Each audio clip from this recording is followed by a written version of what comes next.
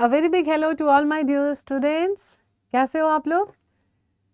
तो अब हम एक अल्फ़ाबेटिकल सीरीज़ शुरू कर रहे हैं, ठीक है। इसमें हम क्या करेंगे, हर लेटर को लेते हुए उसमें क्या इंपॉर्टेंट कंडीशन या टॉपिक है जो कि आपके एग्ज़ाम में पूछा ही जाता है, उसको मैं लूँगी और उसके ऊपर हम डिस्कशन करेंगे और उसके साथ साथ एक क्वेश्चन भी सॉल्व करेंगे।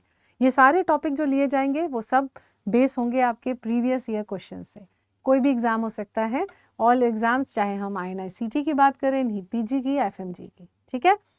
तो अल्फ़ाबेटिकल सीरीज़ में welcome to your favourite channel you and I with doctor Ruchi Rai.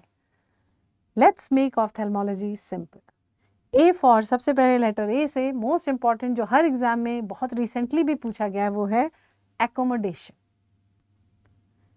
Accommodation क्या होता है? चलिए इस स्लाइड पे आने से पहले हम मेरे तरीके से समझते हैं एकोमोडेशन क्या होता है।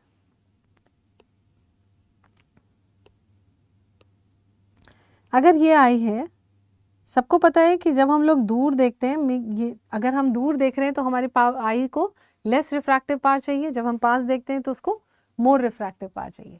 तो ये ऑटोमेटिकली रिफ्रैक्टिव पावर कैसे बढ़ जा रहा है? यही प्रोसेस होता है एकोमोडेशन का, जो आई का mechanism to adjust the refractive power according to what distance I am looking at. वो इंटरमीडिएट डिस्टेंस भी हो सकता है और नियर भी हो सकता है, ठीक है। उसी को बुलाते हैं एकोमोडेशन। क्या स्टेप्स हैं एकोमोडेशन के, इसको समझते हैं इस डायग्राम से। ये सीलरी बॉडी, पार्स प्लिकेटा, पार्स प्लाना। मैं पूरा डायग्राम नहीं बना रही हूँ, बस एक्सप्लेन करने के लिए रिलेटेड पार्टली बना रही हूँ, ठीक है। क्या स्टेप्स है? पहला स्टेप होता है कॉन्ट्रैक्शन ऑफ सील। जब भी हम दूर से पास देख रहे हैं, पहली चीज क्या हो रही है? Contraction of ciliary muscles.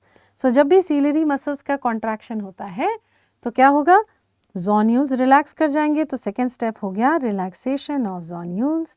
और जब देयर इज रिलैक्सेशन ऑफ जोन्यूल्स, अब क्या होगा? बहुत बार आप लोग कंफ्यूज होते हैं, मैम ऐसे कैसे हो रहा है कि वो कॉन्ट्रैक्ट हो रहा है तो जोन्यूल रिलैक्स हो रहा है।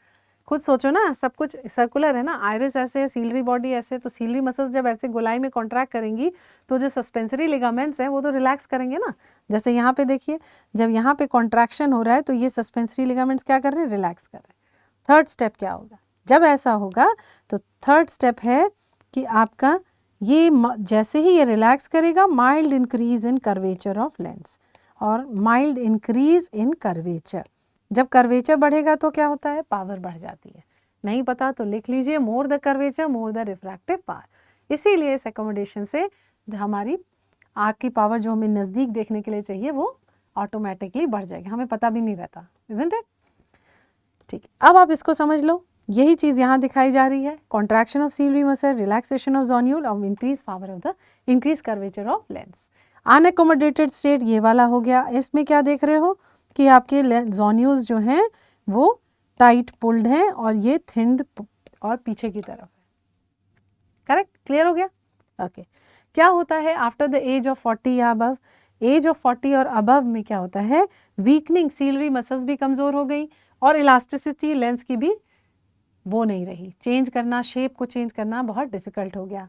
ऐसे में जब अब मरीज देखेगा तो उसको बहुत अच्छा नहीं दिखाई देगा, ऐसे ज़्यादा अच्छा दिखाई दे रहा है बजाय कि ऐसे। तो ये जो डिफ़िकल्टी ऑफ नियर विजन आ रही है, जो कि एज रिलेटेड चेंजेस की वजह से आ रही है, उसको हम क्या बुलाते हैं? एकोमोडेशन का एरर है और उसको बोलते हैं प्रेस बायोपिया। तो प्लीज़ ध्यान रखिएगा, presbyopia is not error of refraction, नहीं है, ये है एरर ऑफ एकोमोडेशन। और इसके लिए हम क्या कर सकते हैं? इसका एक ही सॉल्यूशन है कि भाई जो हमें इंक्रीज पावर चाहिए नज़दीक के लिए, उसके लिए हम ऊपर से चश्मा लगा लें। लेकिन ये सिर्फ नियर के लिए लगना है। कौन सा लेंस इंक्रीज करता है? Convex lens. हाइपरमेट्रोपिया में भी तो वही है, लेकिन क्या अंतर है? हाइपरमेट्रोपिया में आपको हमेशा वो चश्मा लगाना है, लेकिन प्रेस बायोपिया में आप सिर्फ नियर के लिए लगाते हो। इसीलिए इसको बुलाते हैं नियर ग्लास या प्रेस बायोपिक ग्लासेस। ठीक है, समझ आ गया? तो ये हो गया आपका एकोमोडेशन। अब आगे इस क्वेश्चन को सॉल्व करते हैं। इस क्वेश्चन में क्या कह रहा है? 70 ईयर ओल्ड पेशेंट है, ठीक है, who was using press biopic glasses for past few years is now able to comfortably read the newspaper without glass। ठीक है, यही मैं डिस्कस कर रही थी, आपके इंग्लिश वर्जन में भी यही बता रही थी कि 70 ईयर्स का है तो हो सकता है कि नंबर थोड़ा कम हो जाएगा, बिल्कुल विदाउट ग्लास होने के चांस कम है। 60 ईयर्स का पेशेंट होता तो ज़्यादा। एनीवे, अब ये क्वेश्चन आपके एग्जाम में आया था इसलिए मैंने एज सच इसको पुट किया है। तो बताइए क्या डायग्नोसिस है? क्या डायग्नोसिस है भाई? चलिए समझते हैं। Improvement of near glass to the extent की या तो नंबर नियर ग्लास का कम हो जाए या नियर ग्लास का नंबर हट जाए, इसको बुलाते हैं second sight of old as. ठीक है, ये क्या हो गया? Second sight of old age. तो ये second sight of old as क्यों होता है समझ लो। हो क्या रहा है, इस पेशेंट को न्यूक्लियर कैटरैक्ट हो रहा है। न्यूक्लियर कैटरैक्ट की वजह से ये स्क्लेरोसिस हो रही है।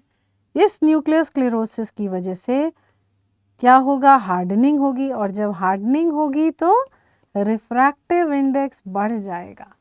किसी भी हार्ड चीज़ का रिफ्रैक्टिव इंडेक्स ज़्यादा होता है। अब जब रिफ्रैक्टिव इंडेक्स बढ़ेगा तो पावर यहाँ की बढ़ गई, ओवरऑल पावर आई की बढ़ गई, तो आपको चश्मे में कम पावर चाहिए। इसी को बोलते हो second sight of old age. तो क्यों हो रहा है? Due to nuclear cataract. किस मैकेनिज्म से? More power. More power is myopia. M for myopia मतलब मोर पावर, हाइपरमेट्रोपिया मतलब लेस पावर। क्योंकि ये मोर रिफ्रैक्टिव इंडेक्स की वजह से है, ये कहलाएगा इंडेक्स मायोपिया। तो यहाँ हमारा आंसर क्या हो जाएगा? Index myopia. ठीक है। सो न्यूक्लियर कैटरैक्ट और न्यूक्लियर स्क्लेरोसिस में हार्डनिंग हो रही है, रिफ्रैक्टिव इंडेक्स बढ़ रहा है, उसकी वजह से इंडेक्स मायोपिया हो रहा है, और इसी वजह से मरीज को नियर का चश्मा या तो नंबर कम हो जाता है या पूरा हट जाता है, लेकिन ये कुछ ही दिनों के लिए होगा। जब कैटरैक्ट बढ़ जाएगा तो विजन बाद में कम भी हो जाएगी। ठीक है ना। हाँ, इसी को बुला ये इस टॉपिक पे हर एग्जाम में रिसेंटली ये क्वेश्चन आ चुका है, रिपीटेड है।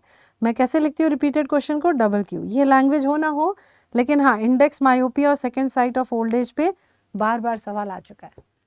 Hope you enjoyed the session. Keep studying and keep reading.